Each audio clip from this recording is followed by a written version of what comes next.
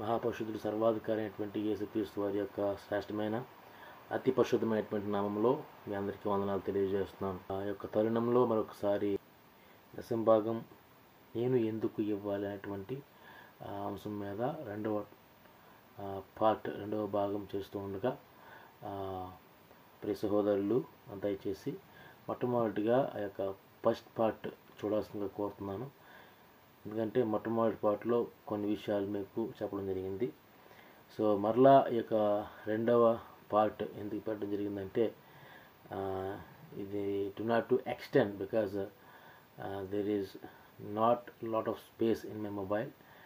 At the same time I can't upload in YouTube. ఎక్కువ lengthy వీడియోని upload చేయడం కాదు కాబట్టి, ఒకవేళ లైవ్ ఇద్దామంటే లైవ్ కుదరదు కాబట్టి ఈ యొక్క విషయాన్ని మాట్లాడడానికి ఇష్టపడుతున్నాను. సో ఈ విషయాలు చాలా లోతైనవి, చాలా డీప్ అయినవి, భవిష్యత్ తరాలకి చాలా ప్రాముఖ్యమైనవి. ఎందుకంటే this is not about our personal gains. ఇది మన స్వలాభం కోసం కాదు, దేవుని యొక్క పరిచర్య. కాబట్టి పరిచర్య నిమిత్తమైనటువంటి యొక్క ప్రయత్నాలలో మనమందరం కూడా అనేక విధాలుగా ప్రయాసపడుతున్నాం. ఈ ప్రయాసలో భాగంగానే కొన్ని విషయాలు దేవుడు మాట్లాడమన్నప్పుడే మనము మాట్లాడడం జరుగుతుంది. కాబట్టి దేవుని మాట ఎప్పుడు ఏ విధంగా చెప్పాలనేది ఆయన యొక్క చిత్తం. కాబట్టి ఈ యొక్క సమయంలో మీ మధ్యలో కొన్ని విషయాలు చెప్పడానికి మరొకసారి సమయాన్ని కేటాయించుకొని మీ దగ్గర రావడం జరిగింది. దయచేసి ముందు చేసినటువంటి వీడియో కొద్దిగా సౌండ్ క్వాలిటీ సరిగ్గా రాలేదు, అయినప్పటికీ దాంట్లో నిగూఢమైన విషయాలు ఉన్నాయి. అలాగనే ఇప్పుడు కూడా చేయబోతున్నటువంటి ఒక వీడియోని దయచేసి స్కిప్ చేయకుండా, ఒకవేళ మీకు అంతరాయంగా ఉన్నప్పటికీ, ఇబ్బందికరంగా ఉన్నప్పటికీ, ఏదో ఒక టైంలో, లేకపోతే మీరు బిజీగా ఉన్నప్పటికీ ఏదో ఒక టైంలో సంపూర్తిగా వినవలసిందిగా మనవి. మరొకసారి మీ అందరికీ వందనాలు తెలియజేస్తున్నాం.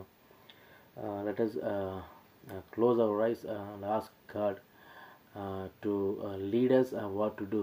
ప్రభా, మమ్మల్ని నడిపించు, నీవు ఏం మాట్లాడబోతున్నావో అది మాతో దయించి మాట్లాడు నాయనా అని చెప్పేసి అడుగుదాం. ఎందుకంటే ప్రభువు మాట్లాడకుండా మనం మాట్లాడడానికి వీల్లేదు. మహాపరిశుద్ధుడా, మహోన్నతుడా, నీకు వందనాలు తెలియజేస్తున్నా. సర్వాధికారి అయిన దేవానికి స్తుతి స్తోత్రాలు ప్రభా. యొక్క అయ్యా, అద్భుతమైనటువంటి సమయంలో మరొకసారి నైనా ఈ యొక్క విధముగా నైనా ఆన్లైన్లో ఈ యొక్క ప్రభా సోషల్ మీడియా వేదికగా ప్రభా మాట్లాడుతున్న ప్రతి ఒక్క మాటలు అయ్యా దయగలిగి వినపముగా తండ్రి చక్కగా అయ్యా సహోదరులకు ప్రభా నేను ఇంపుగా అయ్యా నీకు మహిమార్థంగా మాట్లాడటకును నాకు జ్ఞానము దయచేయండి. ఎందుకంటే ప్రభా తండ్రి అనేకుల్లో అయ్యా ప్రభా అయ్యా బలహీనుడును ప్రభా అయ్యా తండ్రి నీ చిత్త ప్రకారము నీ కనికరం చొప్పున నీ కృప చొప్పున అయ్యా ఎన్నుకున్న బడిన వాళ్ళను, ఎందుకు పనికిరాని వాడిని ప్రభా అయ్యా గనులు అనేకులు బయట ఉన్నారు ప్రభా. నేను గణహీనును ప్రభా, ఈ గణహీనుని వెర్రివాడిని మీరు వాడుకోండి ప్రభా నీ చిత్తము కొరకు ప్రభా. ఈ యొక్క సమయంలో మాట్లాడుతున్న ప్రతి మాట నీకు మహిమార్థముగా ఉంచుకోండి ప్రభా. సహాయం దయచేయండి. మీరే మాతో మాట్లాడి ప్రభా మీ యొక్క అయ్యా తండ్రి లోతులను సత్యములను మాకు బయలుపరచమని యేసుక్రీస్తు శ్రేష్టమైన ప్రార్థించవచ్చున్నాం తండ్రి. ఆమేన్. Okay, let us go to the book of Hebrews. హెబ్రీలకు రాసిన పత్రిక, ద లెటర్ టు హెబ్రూస్ 7వ అధ్యాయం మనము చదువుకుందాం. ఒక సమయంలో మొదటి నుంచి 28 వచనాలు చదువుకుందాం. 7వ అధ్యాయము మొదటి నుంచి 28 వచనాలు చదువుకుందాం. నేను చదువుతుండగా దయచేసి మీరు కూడా అక్కడ మీ యొక్క పరిశుద్ధ గ్రంథములను తెరిచి చదవలసిందిగా కోరుచున్నాను. అలాగనే రెండవదిగా 10వ అధ్యాయం కూడా, హెబ్రీ పత్రిక 10వ అధ్యాయం కూడా చదువుదాం. తర్వాత మొట్టమొదటి ఒక అధ్యాయం చదువుకున్న తర్వాత రెండింటిని మనము కంపేర్ చేసుకుందాం. ఏంటి యాక్చువల్లీ ఎందుకు దశంభాగం ఇవ్వాలనే విషయం కోసం మనం రెండింటిని కంపేర్ చేసుకుందాం. సో మొట్టమొదటి ఒక అధ్యాయం చదువుతున్నది దయచేసి మీ యొక్క దృష్టి దేవుని యొక్క లేఖనం మీద పెట్టండి. So let us read it carefully. మొట్టమొదటి వచనం చదువుకుందాం. రాజులను సంహారము చేసి తిరిగి వచ్చుచున్న అబ్రహామును ఎవడు కలుసుకుని అతనిని ఆశీర్వదించునో, ఎవనికి అబ్రహాము అన్నిటిలో 10వ వంతు ఇచ్చెనో, ఆ సాలేము రాజును మహోన్నతుడకు దేవుని యాజకుడైన మెల్కీసెదకు నిరంతరము యాజకుడిగా ఉన్నాడు. అతని పేరుకు మొదట నీతికి రాజనియు, తర్వాత సమాధానపు రాజనియు అర్థమిచ్చునట్టి సాలేము రాజని అర్థము. అతడు తండ్రి లేనివాడును, తల్లి లేనివాడును, వంశావళి లేనివాడును, జీవిత కాలమునకు ఆది అయినను జీవమునకు అంతమైనను లేనివాడునై ఉండి దేవుని కుమారుని పోలి ఉన్నాడు. ఇతడెంత గనుడో చూడుడి. మూల పురుషుడైన అబ్రహాము, కీ పర్సన్, అతనికి కొల్లగొన్న శ్రేష్టమైన వస్తువుల్లో 10వ వంతు ఇచ్చెను. మరియు లేవి కుమారులలో నుండి యాజకత్వం పొందువారు తమ సహోదరులు అబ్రహాము గర్భవాసం నుండి పుట్టినను ధర్మశాస్త్రము చొప్పున వారి యొద్ద అనగా ప్రజల యొద్ద 10వ వంతుని పుచ్చుకొనుటకు ఆజ్ఞను పొంది ఉన్నారు. కానీ వారితో సంబంధించిన వంశావళి లేని వాడిని మెల్కీసెదకు అబ్రహాము వద్ద 10వ వంతు పుచ్చుకొని వాగ్దానములను పొందిన వారిని ఆశీర్వదించెను. తక్కువ వాడు ఎక్కువ వాని చేత ఆశీర్వదించబడిన మాట కేవలము నిరాక్షేపమై ఉన్నది. మరియు లేవీ క్రమము చూడగా చావునకు లోనైన వారు 10వ వంతులను పుచ్చుకొనుచున్నారు. అయితే ఈ క్రమం చూడగా జీవించుచున్నాడని సాక్ష్యం పొందినవాడు పుచ్చుకొనుచున్నాడు. అంతేకాక ఒక విధమున చెప్పిన ఎట్లా 10వ వంతులను పుచ్చుకొని లేవీయు రిసీవర్ ఆఫ్ టెయిత్ అబ్రహాము ద్వారా దశమాంసములను ఇచ్చెను. ఎలాగనగా మెల్కీసెదకు అతని పితరుని కలుసుకున్నప్పుడు లేవి తన పితరుని గర్భములో ఉండెను. ఆ లేవీయులు యాజకులై ఉండగా ప్రజలకు ధర్మశాస్త్రము ఇయ్యబడిన కనుక ఆ యాజకుల వలన సంపూర్ణ సిద్ధి కలిగిన ఎడల అహరోను క్రమంలో చేరిన వాళ్ళని చెప్పబడక మెల్కీసెదకు క్రమము చొప్పున వేరొక యాజకుడు రావలసిన అవసరమేమి? ఇదియుగాక యాజకులు మార్చబడిన ఎడల అవశ్యముగా యాజక ధర్మము సహా మార్చబడను. ఎవరిని గూర్చి ఈ సంగతులు చెప్పబడినో ఆయన వేరొక గోత్రములు పుట్టెను. ఆ గోత్రంలోని వాళ్ళు ఎవడు బలిపీఠంలో పరిచయం చేయలేదు. మన ప్రభువు యూదా సంతానము జన్మించినట్టు స్పష్టమే.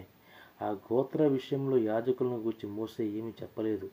మరియు శరీరానుసారము నెరవేర్చబడు ఆజ్ఞలు గల ధర్మశాస్త్రములను బట్టి కాక నాశనము లేని జీవముక్కుల శక్తిని బట్టి నియమింపబడి మెల్కీసెదకు పోలిన వాడైన వేరొక యాజకుడు వచ్చి ఉన్నాడు. కావున మేము చెప్పిన సంగతి మరింత విశదమై ఉన్నది. ఎలాగనగా నీవు నిరంతరము మెల్కీసెదకు క్రమము చొప్పున యాజకుడువై ఉన్నావని ఆయన విషయమై సాక్ష్యము చెప్పబడెను.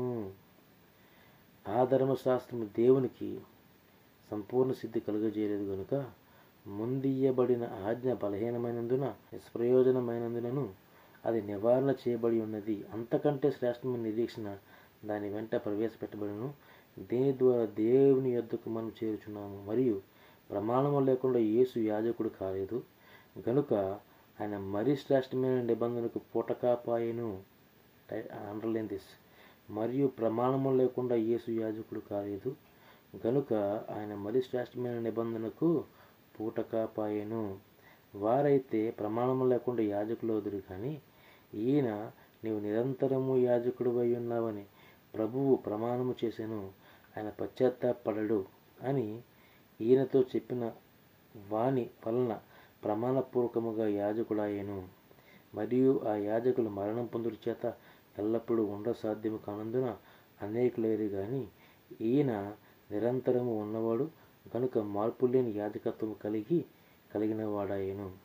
ఈయన తన ద్వారా దేవుని యొద్దకు వచ్చి వారి పక్షమున విజ్ఞాపన చేయుటకును నిరంతరము జీవించున్నాడు కనుక వారిని సంపూర్ణముగా రక్షించుటకు శక్తిమంతుడై ఉన్నాడు. పవిత్రుడును నిర్దోషియును నిష్కల్మషుడును పాపుల్లో చేరక ప్రత్యేకముగా ఉన్నవాడును ఆకాశ మండలం కంటే మిక్కిలి హెచ్చైన వాడునైన ఇట్టి ప్రధాన యాజకుడు మనకు సరిపోయినవాడు. ధర్మశాస్త్రం బలహీనత గల మనుషులను యాజకులుగా నియమించిన కానీ ధర్మశాస్త్రముకు తర్వాత వచ్చిన ప్రమాణపూర్వకమైన వాక్యము నిరంతరం సంపూర్ణ సిద్ధి పొందిన కుమారుని నియమించిన కనుక ఈయన ఆ ప్రధాన యాజకుల వలె మొదట తన సొంత పాపము కొరకు తర్వాత ప్రజల పాపము కొరకు దినదినము బలులను అర్పింపవలసిన అవసరం గలవాడు కాడు. తన్ను తాను అర్పించుకున్నప్పుడు ఒక్కసారి ఈ పని చేసి ముగించాను. దేవునికి స్తోత్రం. హల్లెలూయా. ఈ యొక్క సమయంలో చదవబడినటువంటి ఈ యొక్క అధ్యాయాన్ని ఒక్కసారి మనము చూసుకుందాం. ఆ తర్వాత మనం 10వ అధ్యాయంలోకి మనం వెళ్దాం. ఇక్కడ 5 పాయింట్లుగా నేను డివైడ్ చేయడం జరిగింది.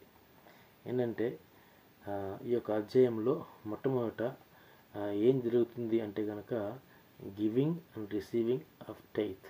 Okay, giving and receiving of tithe అంటే 10వ వంతు ఇచ్చుట మరియు పుచ్చుకొనుట గురించి, 10వ వంతు ఇచ్చుట మరియు పుచ్చుకొనుట గురించి మనకి చాలా స్పష్టంగా ఇక్కడ కనబడుతున్నది. ఎందుకంటే లేఖనాలను మనం వక్రీకరించలేం. ఇక్కడ మొట్టమొదటి విషయం ఏంటంటే చాలామందికి అర్థం కాకపోవచ్చు, ఏమో దేవుడు నాతో మాట్లాడాడు. ఎందుకంటే దేవుని లేఖనం చదువుతున్నప్పుడు ఆయనే మన కళ్ళను వెలిగిస్తాడు, మన కళ్ళకు దీపం ఆయనే. So whenever we read, God will talk to us. We don't need to ask questions to many people. Okay, మనం ప్రశ్నలను అందరినీ అడగాల్సిన పని లేదు. Because the Holy Spirit is there. He leads to the whole truth.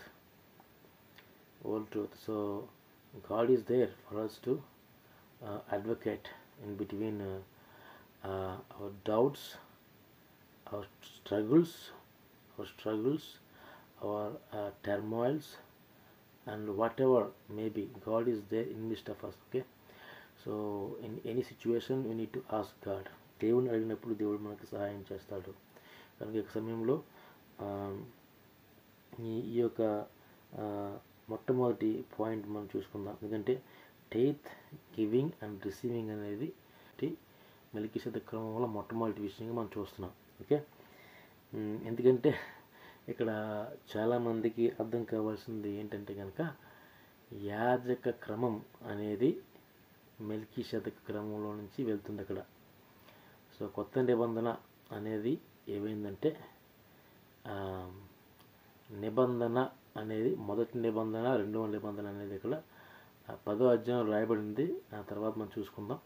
అయితే మొట్టమొదటి point ఏంటంటే tithe, giving and receiving అనే పాయింట్ మనం చూసుకుందాం. ఎందుకంటే ఇక్కడ రాజుల్ని సంహారం చేసిన తర్వాత మన మూల పురుషుడు అంటే ద కీ పర్సన్ అంటే విశ్వాసులకు తండ్రి అంటే నీకు, నాకు, సంఘంలో ఉన్న వాళ్ళకి, పాస్టర్ గారికి, లేకపోతే సువార్తికునికి, ప్రవక్తకి, లేకపోతే ఎవరైనప్పటికీ కూడా అపోస్తులు అయినప్పటికీ, ఆది అపోస్తులు కావచ్చు, లేకపోతే ఇశ్రాయేల్ కావచ్చు, లేకపోతే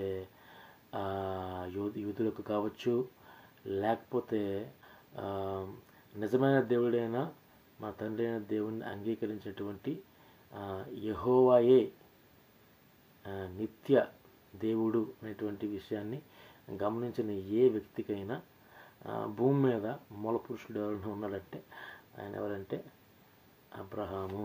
కనుక ఈ కీ పర్సన్ ఎందుకన్నాడంటే మూల పురుషుడు అని అక్కడ ఎందుకు అన్నాడంటే విశ్వాసులకు తండ్రి.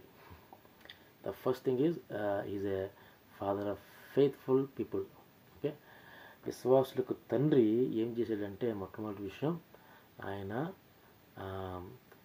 టైత్ అనేది ఇచ్చాడు. ఎలాగంటే రాజులను సంహారం చేసిన తర్వాత అక్కడ మెల్కీసెదెకు సాలేము రాజును మహోన్నతుడైనటువంటి దేవుని యాజకుడు మెల్కీసెదెకు ఆయనంట నిరంతరము యాజకుడే ఉన్నాడంట. ఆయన నీతికి రాజు, అలాగనే సమాధానముకు రాజు అని ఆయన తండ్రి లేనివాడు, తల్లి లేనివాడు అయ్యుండి, ఆయనకు ఆది అంతము లేనివాడయ్యుండి, వంశావళి లేనివాడనయ్యుండి, almost looks like son of God అనమాట. అంటే దేవుని కుమారుడు వలె మనకి కనబడుతున్నారు. కాబట్టి అలాగనే ఆ మెల్కీసెదెకు చాలా గనుడుగా మనం చూస్తున్నాం. It's a great personality. చూస్తే ఇక్కడ మూల పురుషుడు ఏం చేస్తున్నాడంటే మన యొక్క తండ్రి, the key person, the father of faith ఏం చేస్తున్నారంటే కొల్లగొట్టిన శ్రేష్టమైనటువంటి వస్తువుల్లో ఏం చేస్తున్నారు, 10వ వంతును ఇచ్చారు. ఓకే, 10వ వంతును ఇచ్చారు.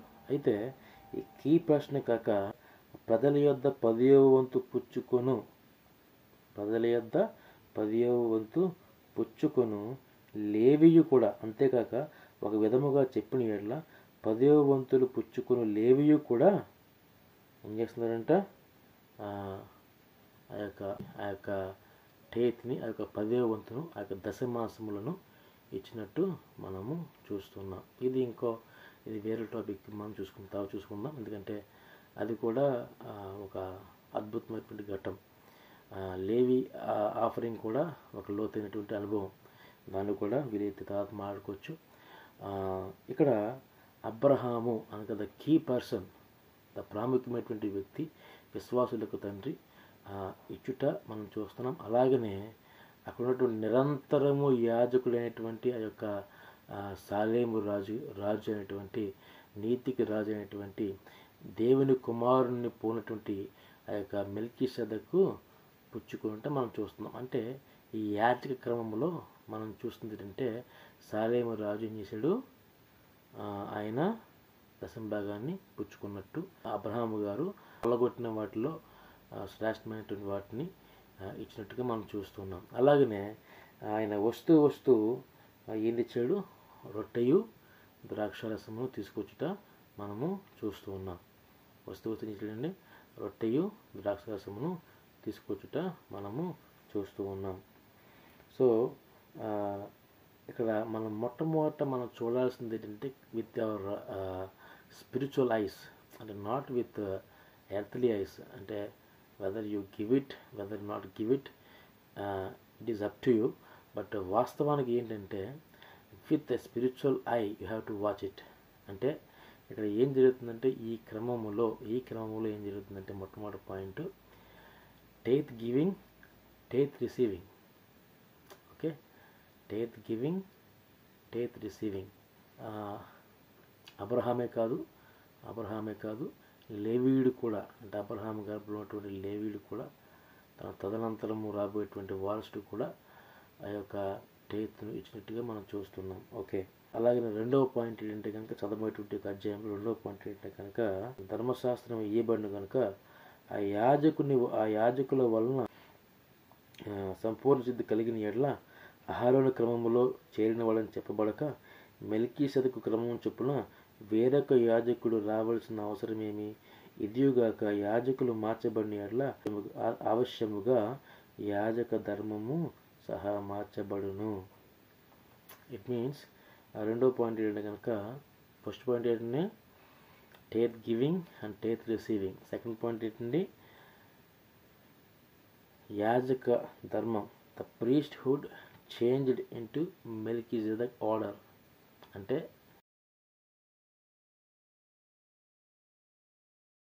యాజకత్వం అనేది ఏమైందంట, మార్చబడింది. లేవి క్రమం నుంచి మెల్కీసెదెక్ క్రమంలోనికి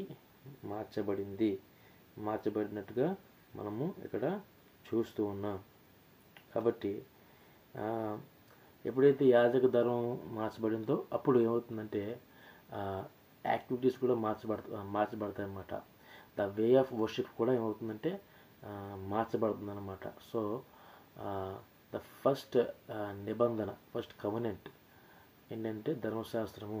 అంటే ధర్మశాస్త్రము అనుసారంగా చూస్తే కనుక లేవీయుడు యాజకుడైతే, ఇక్కడ సెకండ్ కవెనెంట్ అంటే అది ఏంటంటే క్రీస్తు ద్వారా వచ్చిన కవెనెంట్ ఏంటంటే కనుక, ద న్యూ కవెనెంట్ ఏంటంటే కనుక మెల్కీసెదెక్ క్రమం చెప్పినటువంటి యాజకత్వము.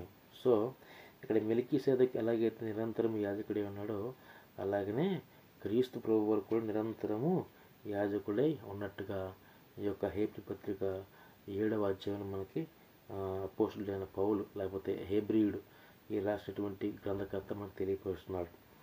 అలాగనే మూడో పాయింట్ ఏంటంటే కనుక, ఇక్కడ ధర్మశాస్త్రము దేనికిని సంపూర్ణ సిద్ధి కలుగజేయలేదు కనుక ముందివ్వబడిన ఆజ్ఞ బలహీనమైనందున, నిష్ప్రయోజనమైనందునను అది నివారణ చేయబడి ఉన్నది. ఇట్ మీన్స్ ఇక్కడ ఏమంటున్నాడంటే, ధర్మశాస్త్రము దేనికి సంపూర్ణ సిద్ధి కలుగజేయలేదు. అంటే ద లా ఈజ్ ఇన్కంప్లీట్ అంటున్నాడు ఎవరు, పౌలు గారు. అలాగే రెండోది ఏమంటున్నాడు, ముందు ఇవ్వబడిన ఆజ్ఞ బలహీనమైనందున, అంటే ద లా ఈజ్ వీక్ అంటున్నాడు. అలాగే నిష్ప్రయోజనమైనందున, అంటే useless, the law is useless, నిష్ప్రయోజనం, నో యూజ్ అని చెప్పి అంటున్నాడు.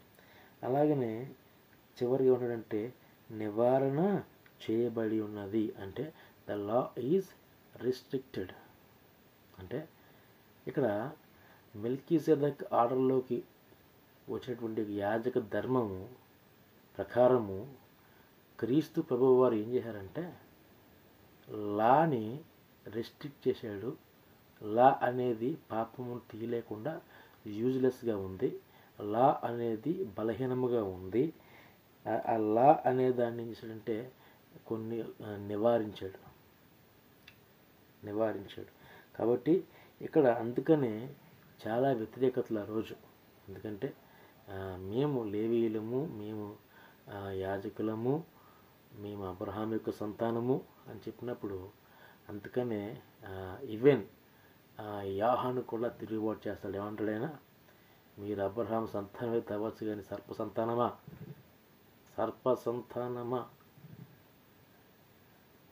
దేవుడు సంతానమును ఎవరికి, అబ్రహాంకి సంతానమును రాళ్ల వలన కూడా పుట్టించగలడు అని చెప్పేసి మాట్లాడాడు. హల్లెలూయా. సో కాబట్టి ఇక్కడ ఏంటంటే దేవుడు మాట్లాడుతున్న విషయం ఏంటంటే కనుక వాళ్ళు ఆ రోజున ఆ విధంగా అనుకున్నారు. ఎలా అంటే మేమే దేవుని యొక్క సంతానము అని చెప్పేసి అనుకున్నారు. కానీ వాస్తవానికి ఇక్కడ ఏంటంటే ధర్మశాస్త్రము కంటే గొప్ప శాస్త్రమును, ధర్మశాస్త్రంలో ఉన్నటువంటి యాజకత్వం కంటే గొప్ప యాజకత్వంలోనికి మనల్ని తీసుకెళ్ళడానికి ఇక్కడ క్రీస్తు ప్రభువారు లోకంలోనికి వచ్చినట్టుగా మనం చూస్తాం ఈ యొక్క చదవబోయేటువంటి వచ్చిన ప్రకారం. ఎందుకంటే ధర్మశాస్త్రం కంటే గొప్పవాడు ఆయన. హల్లెలూయా.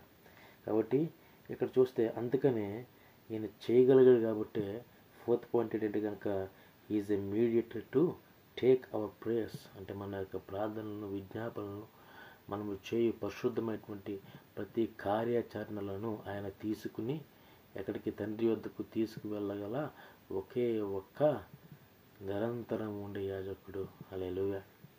కాబట్టి ఇక్కడ చూస్తే కనుక ఈయన తన ద్వారా దేవుని యొద్దకు వచ్చేవారి పక్షమున విజ్ఞాపనము చేయుటకు నిరంతరము జీవించుచున్నాడు కనుక వారిని సంపూర్ణముగా రక్షించుటకు శక్తిమంతుడై ఉన్నాడు.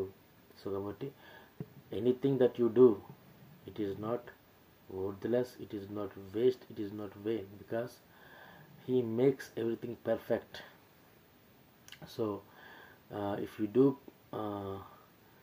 do with faith everything, if you ask everything, whatever you do, whatever you ask, everything will be counted perfectly and everything given answer perfectly. So దేవుడు ఇక్కడ తన ద్వారా దేవుని యొద్దకు వచ్చేవారికి సమస్తము చేయుటకు మధ్యవర్తిగా మనకి ఈయన కనబడుతున్నారు. అలాగే 5వ పాయింట్ మనం చూసుకుంటే కనుక చివరి point, he gave sin offering for people. అంటే అదేంటి, ఆయన ప్రజల కొరకు ఒక బలిని అర్పించాడంట. ఇక్కడ చూస్తే కనుక పాప పరిహారార్థ బలిని అర్పించినట్టుగా మనం చూస్తున్నాం. అయితే చివరి రోజు మనం చూస్తే కనుక 28వ వచనం, ప్రజల పాపము కొరకు దినదినములు బలులు అర్పింపవలసిన అవసరం కలవాడు కాడు, తన్ను తాను అర్పించుకున్నప్పుడు ఒక్కసారి ఈ పని చేసి ముగించెను. అంటే ఇక్కడ మనకి ఏం అర్థమవుతుందంటే కనుక పాప పరిహారార్థ బలి. అలాగే 10వ అధ్యాయంలో చెప్తాడు, వారి పాపములను వారి అక్రమములను ఇక్కడ అన్నింటినీ జ్ఞాపకం చేసుకున్నాను అని ప్రభువు చెప్పుచున్నాడు. వీటిని క్షమాపణ ఎక్కడ కలుగునో అక్కడ పాప పరిహారార్థ బలి ఇక ఎన్నడూ ఉండదు. ఏది ఉండదు? పాప పరిహారార్థ బలి ఇక ఎన్నడూ ఉండదు. దశంభాగం ఉందని చెప్పాడా, లేకపోతే కానుకలు అని చెప్పాడా? దశంభాగం ఉందని చెప్పాడా, కానుకలు అని చెప్పాడా, లేకపోతే ఆయన ఏం చెప్పాడు? అసలు దశంభాగాలకి, కానుకలకి, ఇక్కడ పాప పరిహారార్థ బలికి, బలుల అర్పణలకి సంబంధం ఏమిటి? హల్లెలూయా, ప్రైజ్ గాడ్. ఇక్కడ చూస్తే కనుక యొక్క 7వ అధ్యాయం మనం చూస్తే సంపూర్తిగా అర్థం చేసుకోగలిగితే మొట్టమొదటి పాయింట్ ఏంటంటే అక్కడ బలులు అర్పణలు ఇవ్వబడ్డాయి, యాజక ధర్మం మార్చబడింది. అలాగనే మన యొక్క విజ్ఞాపనకు కర్త ఆయనగా మనకు కనబడుతున్నాడు. అలాగనే ఆయన ధర్మశాస్త్రంను ఏం చేశాడు, ఆయన ఫుల్ఫిల్ చేశాడు. ధర్మశాస్త్రం ఏదైతే చేయలేకపోయిందో, సమస్త ప్రజల యొక్క పాపము కర్రలేకపోయిందో ఆయన దాన్ని చేసి చూపించగలిగాడు. అలాగే మనం ఇంకా కిందకి వెళ్తే అక్కడ ఏముంది, అక్కడ ఆయనే సమస్త జనులకు పాప పరిహారార్థ బలిగా మార్చబడినట్టుగా ఈ హేబ్రీ పత్రిక 7వ అధ్యాయం మనకి ఫుల్ఫిల్గా మనకి తెలియపరచబడుతుంది. అంటే ఇక్కడ అర్థం ఏంటంటే, నేను ఎందుకు తీసుకున్నానంటే ఈ 7వ అధ్యాయంలో ఇది ప్రీస్ట్లీ ఆర్డర్ ఆఫ్ మెల్కీజెదెక్. అయితే ఇప్పుడు క్రీస్తు మెల్కీజెదెక్ ఆర్డర్లో ఉన్నప్పుడు సో ఆ క్రమం ప్రకారము ఇవన్నీ జరగాలి. ఓకే, ఇవన్నీ జరగాలి అంటే యాజక ధర్మం ఇది. ఈ యాజక ధర్మం ప్రకారము ఇవి జరగాలి.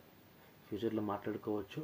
అపోస్తలుడు పౌలు కూడా విన్నవించాడు, ప్రతి సంఘానికి కూడా చెప్పడం జరిగింది. వాటి కోసం కూడా మనము వీలైతే ఇంకొక పాటలో మనం మాట్లాడుకోవచ్చు. అయితే ఇక్కడ ధర్మశాస్త్రం ప్రకారము ఇంకొక అధ్యాయాన్ని మనం చూసుకుందాం. చాలామంది ఏమంటూ ఉంటారంటే, ఇదిగో నీవు బలిని చూడండి, కీర్తన గ్రంథం 51వ అధ్యాయం ప్రకారం 16వ వచనం ప్రకారం, నీవు బలిని కోరువాడు కాదు, కోడిని ఎడల నేను అర్పించుదును, దహన బలి నీకు ఇష్టమైనది కాదు అని చెప్పేసి అక్కడ కీర్తనకారుడు అంటాడు. అలాగే నాకు దహన బలులు నైవేద్యంలో మీ అర్పించినను, నేను వాటిని అంగీకరింపను, సమాధాన బలులను మీ అర్పించు క్రొవ్విన పశువులను నేను చూడనని ఆమోసు గ్రంథం 5వ అధ్యాయము 22లో అంటాడు. అలాగనే ఇంకోటి ఏంటంటే, బలునైనను నైవేద్యంనైనను నీవు కోరట్లేదు, నీవు నాకు చెవులను లేదా నీవు నాకు శరీరమును నిర్మించి ఉన్నావు, దహన బలులైనను పాపపరిహారార్థ బలులైన నీవు తెమ్మనలేదు.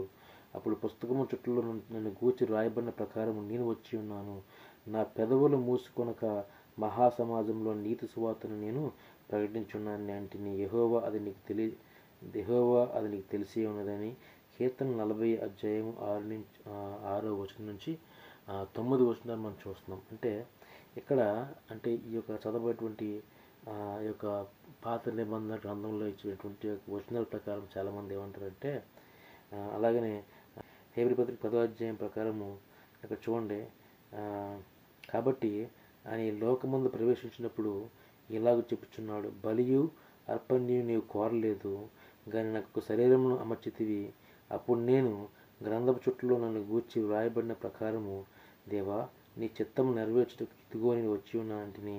బలులు అర్పణలు పూర్ణహోమములు పాపహారార్థ బలులు నీవు కోరలేదనియు అవి నీకు ఇష్టమైనవి కావనియు పైన చెప్పిన తర్వాత ఆయన నీ చిత్తము నెరవేర్చుటకు ఇదిగో నేను వచ్చి ఉన్నానని చెప్పుచున్నాడు. ఇవన్నీ ధర్మశాస్త్రం చొప్పున అర్పించబడి ఉన్నవి. ఇక్కడ చూడండి, ఇక్కడ పాత నిబంధన గ్రంథంలో మనం ఏవైతే వచనాలు ముందుగా చదివామో అదే విషయాన్ని యొక్క 10వ అధ్యాయంలో కోట్ చేస్తున్నాడు. అలాగే 110వ అధ్యాయము 4వ వచనం మనం చూసుకుంటే కనుక అక్కడ కూడా హేబ్రీ పత్రిక 7వ అధ్యాయాన్ని కోట్ చేస్తాడు. ఏమంటాడంటే, నీవు నిరంతరము మెల్కీషెదెకు క్రమము చొప్పున యాజకుడువై ఉన్నావు అంటాడు. చూడండి, కీర్తన 110వ అధ్యాయం 4వ వచనంలో మెల్కీషెదెకు క్రమం చొప్పున నీవు నిరంతరము యాజకుడువై ఉందువని యెహోవా ప్రమాణం చేస్తున్నాడు, ఆయన మాట తప్పనివాడు. అంటే ఇక్కడ రెండు విషయాలను, రెండు పాత నిబంధన గ్రంథం సంబంధించినటువంటి ఆ యొక్క ఓల్డ్ టెస్ట్మెంట్ వచనాలను ఇక్కడ పౌలు గారు ఈ యొక్క 7వ అధ్యాయంలో ఒక వచనాన్ని, ఈ యొక్క 10వ అధ్యాయంలో హేబ్రీ పత్రిక 10వ అధ్యాయంలో మరికొన్ని వచనాలను కోట్ చేస్తున్నాడు. అంటే ఓల్డ్ టెస్ట్మెంట్ నుంచి కోట్ చేస్తున్నాడు.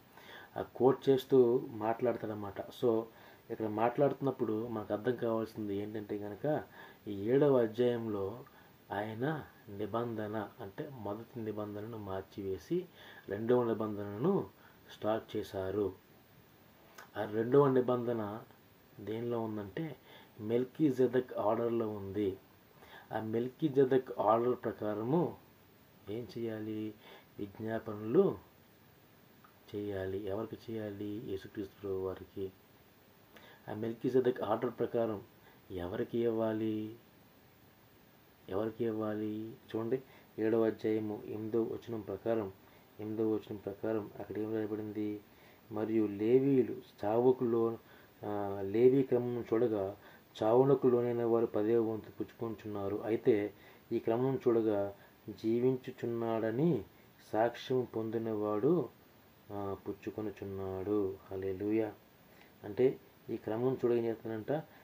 జీవించుచున్నాడు అనేటువంటి సాక్ష్యము పొందినవాడు ఏం చేస్తున్నాడంట? 10వ వంతును పుచ్చుకున్నట్టుగా మనం చూస్తున్నాం. ఇక్కడ చూడండి, అదే హెబ్రీ పత్రిక 7వ అధ్యాయంలో మనం చూస్తే ఇంకొద్ది కిందకి వెళ్తే అక్కడ ఏముందంటే, నీవు నిరంతరము మెల్కీషెదెకు క్రమము చొప్పున యాజకుడివై ఉన్నావని ఆయన విషయమై సాక్ష్యం చెప్పబడెను. ఎవరి విషయమై? క్రీస్తు విషయమై సాక్ష్యం చెప్పబడెను.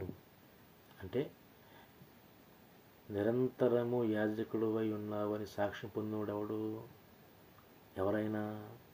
ఆయన యేసుక్రీస్తు ప్రభువారు. కాబట్టి ఇక్కడ చావులకు లోనైన వారు కూడా దశమభాగం పుచ్చుకుంటున్నారు. కాబట్టి ఇక్కడ నిరంతరము జీవించేవాడు కూడా దశమభాగము పుచ్చుకుంటున్నాడని స్ట్రెస్ చేసి నొక్కి ఒక్క నుంచి 8వ వచనంలో అపోస్తలుడైనటువంటి పౌలు చెప్పుతున్నాడు. ఎలా అంటాడంటే, మూల పురుషుడే దశమభాగాన్ని ఇచ్చాడు, పుచ్చుకునే లేవీయుడే దశమభాగాన్ని ఇచ్చాడు. కాబట్టి ఈ యొక్క నిరంతరం ఉండేటువంటి యాజకత్వంలో దశమభాగం అనేది ప్రాముఖ్యంగా మనకి ఇక్కడ నొక్కి ఒక్కని చెప్తున్నాడు. అలాగనే అది ఎప్పుడు ఇవ్వాలన్నది కూడా అక్కడ చెప్పాడు. ఏంటంటే రొట్టెయు ద్రాక్షరసం వచ్చినప్పుడు మనం ఏం చేయాలి? ఆ దశమభాగమును ఒక పోట్రేగా చేసి చూపించాడు. అంటే ఒక పోలిక చొప్పున మనకు చేసి చూపించాడు. అంటే సాలేము రాజు నీతి సమాధానం తీసుకొస్తూ దాంతోపాటు ఆ యొక్క రొట్టె ద్రాక్షరసం ఎలాగైతే ఇచ్చి ఉన్నాడో అలాగనే మనకేమొస్తుంది? ప్రభువారి నుంచి, యేసుక్రీస్తు ప్రభువారి నుంచి తన యొక్క శరీరము, తన యొక్క రక్తము వస్తుంది. అంటే మనం అబ్రహాము యొక్క స్థితిలో ఉన్నాం అనుకోండి. అబ్రహాము యొక్క స్థితిలో ఉన్న నువ్వు నేను ఇప్పుడు నువ్వు నేనేం చేయాలి? ఐ థింక్ డెఫినెట్లీ మనం ఏం చేయాలి? 10వ వంతులను చెల్లించాలి. అంటే విశ్వాసులకు తండ్రి అయినటువంటి అబ్రహామును మనము అనుసరించాలి. కాబట్టి ఆ క్షణమే లేవి కూడా మనం ఇచ్చి మనం చూస్తున్నాం తన ద్వారా. కాబట్టి మనము కూడా అబ్రహాం సంతానం అయితే ఆ యొక్క యాజక ధర్మాన్ని కొనసాగించగలిగితే మెల్కీజెదెకు యాజకత్వంలోకి మనం ఉన్నాం. కాబట్టి ఖచ్చితంగా 10వ వంతును ఇవ్వాలి అని చెప్పేసి ఇక్కడ మెన్షన్ చేయబడింది క్లియర్గా. హల్లెలూయా.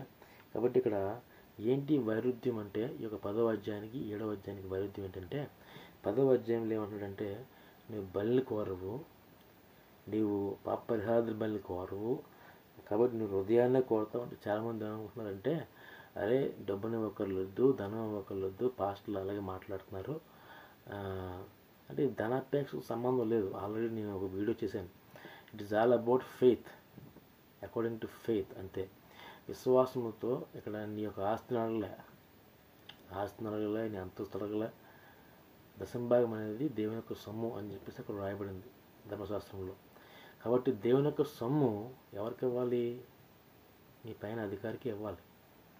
అంటే ఎవరు? మిమ్మల్ని రక్షించుకున్న వ్యక్తికి, లేకపోతే మీకు బోధించేవానికి, మిమ్మల్ని క్రమపరచేవాడు ఎవరైతే మీకు అధికారిగా ఉన్నాడో ఆ వ్యక్తికి ఏం చేయాలి? నీవు దశమభాగాన్ని ఇవ్వాలి అని చెప్పేసి అపోస్తలుడు పౌలు చాలా చోట్ల మాట్లాడాడు. దయచేసి తర్వాత మనం నెక్స్ట్ వీడియోలో మనం ఆడుకోవచ్చు. బట్ ఈ వీడియోలో 10వ అధ్యాయంలో ఏంటంటే, హృదయం అంటే ఓన్లీ హృదయం ఇచ్చేసేసి చప్పట్లు కొట్టి ప్రార్థన చేసి వెళ్ళిపోవడం కాదు. అంటే ఇక్కడ పాప పరిహారార్థ బలి అనేది వేరు, బలులు 5 రకాలు: burnt offering, sin offering, trespass offering, grain offering and piece offering. ఇన్ని 5 రకాల బలులు మనం పాత నిబంధనలో మనం చూస్తాం. బలి అర్పణలు అంటే బలి అర్పణలో ఏం చేశాడు? ఇక్కడ డైవర్ట్ చేశాడు ప్రభు అయిన దేవుడు. చేయండి వాటిని నివారించేసేసి ఇక్కడ ఒకే ఒక బలిగా క్రీస్తు ప్రభువుని పెట్టాడు. అయితే బలి అర్పణలకి అలాగని ఈ యొక్క టెయిత్ అంటే ఈ యొక్క ఆఫరింగ్కి ఎక్కడ సంబంధం లేదు. కానుకలకి సంబంధం లేదు. అర్థమవుతుందండి. ప్రియ సహోదరులారా, బలి అర్పణకి కానుకలకి ఎక్కడ సంబంధం లేదు. ఒకవేళ ఉంటే నాకు చూపించండి. There is no relation between offering offerings, tithes and sacrifices. అంటే ఇక్కడ సాక్రిఫైస్ గురించి మాట్లాడింది. అంటే సాక్రిఫైస్కి టేత్కి లింక్ పెడుతున్నారు, సాక్రిఫైస్కి కానుకలకి అంటే ఆఫరింగ్స్కి లింక్స్ పెడుతున్నారు. బట్ యాక్చువల్లీ ఇక్కడ రెండు వేరు అనేది ఈ యొక్క 7వ అధ్యాయంలో 10వ అధ్యాయం చదివితే మనకు అర్థమవుతుంది అనమాట. ఈ 10వ అధ్యాయంలో ఏమంటాడంటే, ధర్మశాస్త్ర సంబంధంగా మనం చూసుకుంటే కనుక ధర్మశాస్త్రం ఏం చేయలేకపోయింది, క్రియను అంటే పాప పరిహారార్థ బలిని చేయలేకపోయింది. ప్రజల కొరకు, పాపము కొరకు ఆ యొక్క పాప పరిహార బలిని చేయలేకపోయింది. కానీ క్రీస్తు ఆ యొక్క పాప పరిహారార్థ బలిని చేశాడు అని చెప్పేసి ఇక్కడ 17 నుంచి 18 చూస్తున్నాడు. వారి పాపములు, వారి అక్రమములు అన్నిటిని జ్ఞాపకం చేసుకున్నాను ప్రభు చెప్తున్నాడు. వీడికి క్షమాపణ ఎక్కడికి వెళ్ళినా అక్కడ పాప పరిహారార్థ బలి అండర్లైన్ ఇక్కడ ఎన్నడూ ఉండదు. ఇక్కడ దేనికోసం మాట్లాడుతానంటే, ఈ నూతన ఓల్డ్ నిబంధనలో పాప పరిహారార్థ బలి లేదా బలులు ఏం చేయలేకపోయాయి, మనుషుని ఇది చేయలేకపోయాయి. కానీ కొత్త నిబంధన గ్రంథాలు ఏమిటంటే, ప్రజల పాపముల కొరకు దినదినమును బలు అర్పింపవలసిన అవసరం గలవాడు కాడు, తాను అర్పించుకున్నప్పుడు ఒక్కసారి ఈ పని ముగించాను. ఎవరి కొరకు?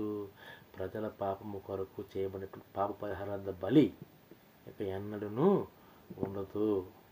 కానీ ఇక 7వ అధ్యాయంలో మనకి స్ట్రెస్ చేస్తుంది ఏంటి?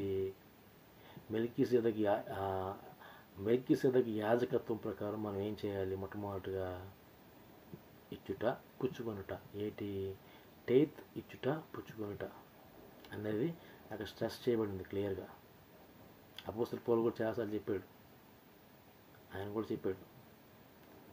అంటే మన వాళ్ళు ఏం చేస్తారంటే వీటిని కంపేర్ చేస్తుంటారు అనమాట. అంటే చారిటీస్ని, అలాగే ప్రజల యొక్క ఆస్తి తెచ్చి పాదాల దగ్గర పెడతారు కదా, అపోస్తలుల దగ్గర పాదాల దగ్గర, వీటిని అన్నీ కలిపేసేసి కొరింథీ పత్రిక 9వ అధ్యాయం చెప్తారు. Okay, let us talk about letter. అది కూడా ఇంకొక పార్ట్ ఉంది కాబట్టి టైం సరిపోదు. కాబట్టి ఈ టైం గ్యాప్లో దీన్ని మీరు క్షుణ్ణంగా అర్థం చేసుకోండి. అక్కడ 2 కోట్ చేయబడ్డాయి పాత నిబంధన గ్రంథం నుంచి. మొట్టమొదటిది ఏంటండి, 7వ అధ్యాయం ప్రకారం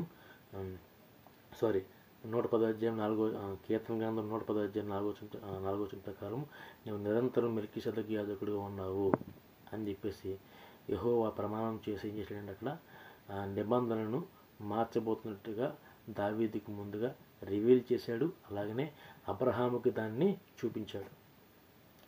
ఇప్పుడు ఏమైందంటే మన దగ్గర రాబోతుకి అది నెరవేరింది.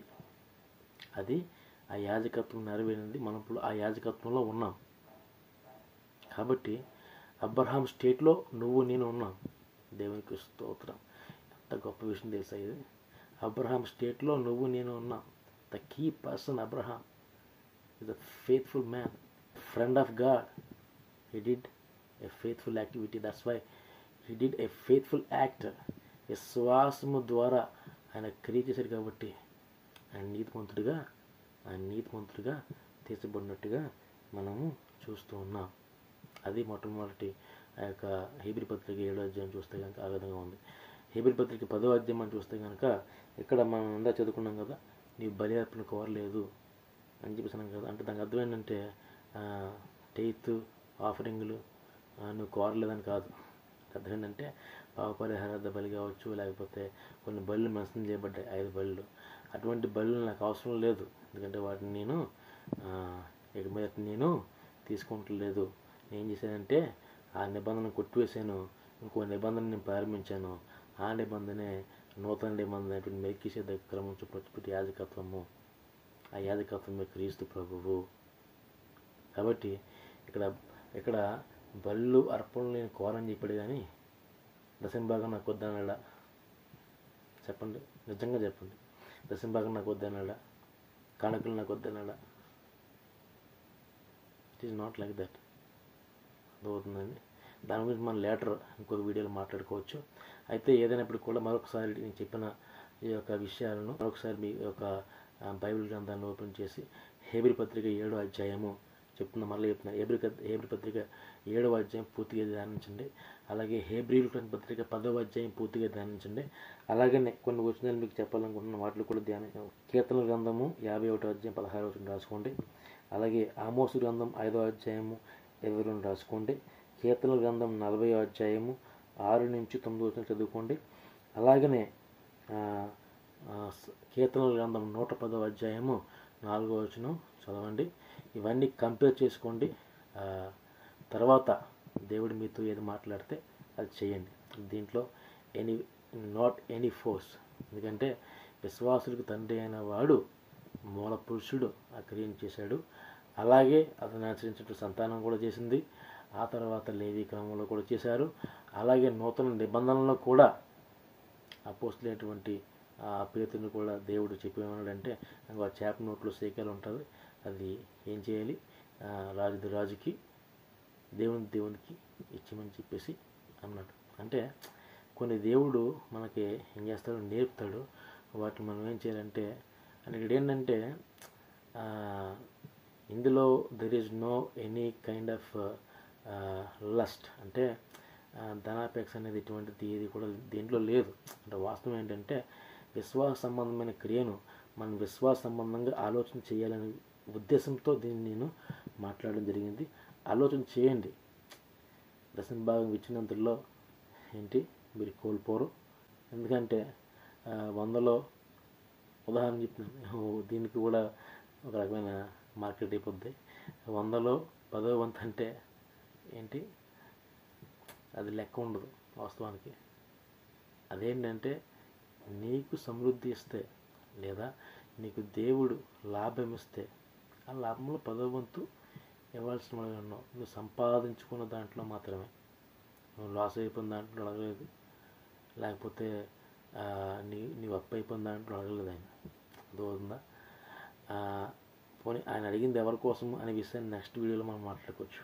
ఆయన అడిగింది ఎవరి కోసం, దేనికోసం, ఈ యొక్క నూతన నిబంధన ప్రకారం ఎవరికి ఇవ్వాలి, ఎందుకు ఇవ్వాలి అనే విషయాన్ని కూడా మనము నెక్స్ట్ వీడియోలో మనం చూసుకుందాం. దాని పౌలు ఎవరికి ఇమ్మని ఈ యొక్క దశమ భాగాన్ని చెప్పాడో దాన్ని కూడా మనం నెక్స్ట్ వీడియోలో మనం చూసుకుందాం. అలాగే చారిటీస్ కూడా ఎలాగా అపోస్తుల పౌలు రైట్ చేశాడో దాన్ని కూడా మనం చూసుకుందాం. అంటే కొత్త నిబంధన ప్రకారము చాలాసార్లు మనం వినేది ఒకటే ఏంటంటే ఆ యొక్క అననీయ సఫీరాల గురించి మనం వింటాం. కానీ ఇక్కడ అననీయ సఫీరాల గురించి చెప్పుకునేటికంటే ఇక్కడ ఈ హేబ్రీ పత్రిక 7వ అధ్యాయాన్ని మనం బాగా ధ్యానిస్తే ఎందుకు దశమ భాగం ఇవ్వాలో అనే విషయాన్ని మనం బాగా క్షుణ్ణంగా అర్థం చేసుకోగలుగుతాం. కాబట్టి దశమ భాగం ఇచ్చిన తర్వాత అబ్రహామును మెల్కీసెదెకు ఆశీర్వదించినట్టు మనం చూస్తాం. అలాగే దేవుడు కూడా నీవు ఇచ్చినటువంటి నీకు కలిగిన దాంట్లో ఇచ్చినటువంటి యొక్క భాగమును బట్టి నీ సేవకుడు ప్రార్థించగా నీవు కూడా దీవించబడుతువుగాక. ఈ చిన్న మాటలు దేవుడు దీవించును గాక. దయచేసి అర్థం చేసుకోండి ఎందుకు ఈ విషయాన్ని మాట్లాడడం జరిగిందో. ఈ యొక్క సమయంలో దేవుడు మీతో మాట్లాడితే మీ హృదయాన్ని ప్రేరేపిస్తే దేవుని కొరకు యథార్థంగా ఉండడానికి, దేవుడు కొరకు యథార్థంగా ఇవ్వడానికి, దేవుని కొరకు యథార్థముగా గొప్ప కార్యాలు చేయడానికి నీ హృదయం ప్రేరేపించబడితే, దేవుని కొరకు మాత్రమే చేయడానికి ప్రేరేపించబడితే, ఇదిగో ఈ ప్రోగ్రాం చూస్తున్న నీవు దేవుని కొరకు యథార్థంగా ప్రయాసపడు. యథార్థంగా ఇవ్వడానికి సిగ్గుపడకు. అర్థమవుతుందా? ఒకవేళ అప్పుల్లో ఉంటే, బాధల్లో ఉంటే అది వేరే విషయం. అప్పుల్లో ఉన్న, బాధల్లో ఉన్న, అప్పులు చేసి తెచ్చిమ్మని ఎవరు అనరు. అర్థమవుతుందా? అది తప్పు కూడా. అప్పులు చేసి తెచ్చి ఇమ్మను అనేది చాలా తప్పు. అది ఏ సేవకుడు చెప్పడు, ఏ సంఘంలో ఉండదు. కానీ ఇక్కడ వాస్తవం ఏంటంటే దేవుడు నీకు సమృద్ధినిస్తే, దేవుడు నీకు దీవెనిస్తే, ఎక్కడైనా నువ్వు సంపాదించుకుంటే, జీతానికి పనిచేస్తూ ఉంటే, ఆదాయం వస్తూ ఉంటే దాంట్లో మాత్రమే ఎవరి సొమ్ము, దేవుని యొక్క సొమ్ము అని చెప్పేసి ఎంత అది కూడా నీకు వచ్చినంతట్లో కాదు. అది కూడా టెయిత్ 10వ వంతు అని చెప్పాడు. కాబట్టి ఆ 10వ వంతు ఇవ్వడానికి కూడా మనం ఏం చేస్తున్నాం, రకరకాలుగా దాన్ని మనము వక్రీకరిస్తున్నాం. కాబట్టి ఈ యొక్క హెబ్రీ పత్రిక 7వ అధ్యాయము ఈ యొక్క 10వ అధ్యాయము చదవండి. దాన్ని కాంట్రాస్ట్గా అంటే దాన్ని వైరుధ్యాలను మీరు గమనించుకోండి. గమనించడాన్ని బట్టి మనం ఏ యాజక్రమంలో ఉన్నామో అర్థం చేసుకోండి. ఆ యాజక్రమం ప్రకారము మనం ముందుకు వెళ్దాం. ఎందుకంటే క్రీస్తు అన్నింటినీ పుచ్చుకునేవాడు. నీవు ఇచ్చేటువంటి అన్నింటినీ ప్రార్థనలు కావచ్చు, యాతనలు కావచ్చు, దశంభాగాలు కావచ్చు, కానుకలు కావచ్చు, ఆయన చేతిలో భద్రమే, ఆయనకి ఇచ్చినట్టే. కాబట్టి అవి ఆయన ఆశీర్వదిస్తాడు, దీవిస్తాడు డెఫినెట్లీ. అదవుతుందండి. డబల్ ఫోర్స్న blessing you will receive it. కాబట్టి ఇవ్వడానికి వెనుతీయక, ఆ సాకులు చెప్పక దేవుని మహిమార్థమే వాడబడు. దేవుడు నిన్ను ఆశీర్వదించును గాక. ప్రార్థన చేసుకుందాం. మహాపరిశుద్ధుడా, మహోన్నతుడా, జీవం గల దేవ, నీకు వందనాలు తెలియజేస్తున్న యొక్క సమయంలో అయ్యా నా శక్తి కొలది, నాకు ఇచ్చిన జ్ఞానం కొలది, నాకు ఇచ్చిన ప్రభుని యొక్క మాటలు కొలది అయ్యా నేను మాట్లాడి ఉన్నాను ప్రభా. అయితే ఈ యొక్క సమయంలో అయ్యా నీ యొక్క బిడ్డలు అయ్యా ప్రభా విన్నటువంటి యొక్క లేఖనమును బట్టి అయ్యా ప్రభా వారికి అయ్యా మీరు నైనా ఏమి అయ్యా ప్రభు బయలుపరిచి ఉన్నారో దాన్ని బట్టి వాళ్ళ ప్రభు సేవలో నమ్మకముగా నిష్కలంకులుగా నీ కొరకు అయ్యా పనిచేయట్లో ప్రభు యథార్థవంతులుగా ఉండే భాగ్యం దయచేయండి. ప్రభు యొక్క సమయంలో అయ్యా ఆశ్చర్యకార్యాలతో కుటుంబాలను మీరు నింపండి, సమృద్ధితో కుటుంబాలను నింపండి. ప్రతి విధమైనటువంటి నైనా అయ్యా ప్రభా యొక్క శోధనల నుంచి, ఆ ఇక్కట్ల నుంచి, భారముల నుంచి, అప్పుల నుంచి ప్రతి ఒక్కరిని విడిపించండి. నీ కొరకు ప్రభా చేయుట్లో వారి చేతులను బలపరచండి ప్రభా. గొప్ప కార్యాలు చేయండి ప్రభా. అయ్యో దీన్ని వీక్షిస్తున్న, దీన్ని విన్న వారిని గణపరచులాగిన వారిని కూడా మీరు గణపరచండి అయ్యా. తండ్రి యొక్క సమయంలో చెప్తున్న నాకు కూడా ఇంకా అనేక విషయాలు మాట్లాడటకు జ్ఞానం శక్తిని అయ్యా ప్రభు మీరు దయచేయండి. అనేక విషయాలను మాట్లాడటకు ప్రభు గూఢమైన సంగతులను తెలియపరచండి. సంఘముతో ప్రభు మాట్లాడటకు జ్ఞానం దయచేయండి. మీ నామం కనపరుచుకొని చేస్తున్నాం, ప్రార్థించున్నాం తండ్రి. ఆమె ఒకసారి కలుసుకుందామండి థర్డ్ పార్ట్లో. దేవుడు ముందు దిగించిన గాక. ఆమె.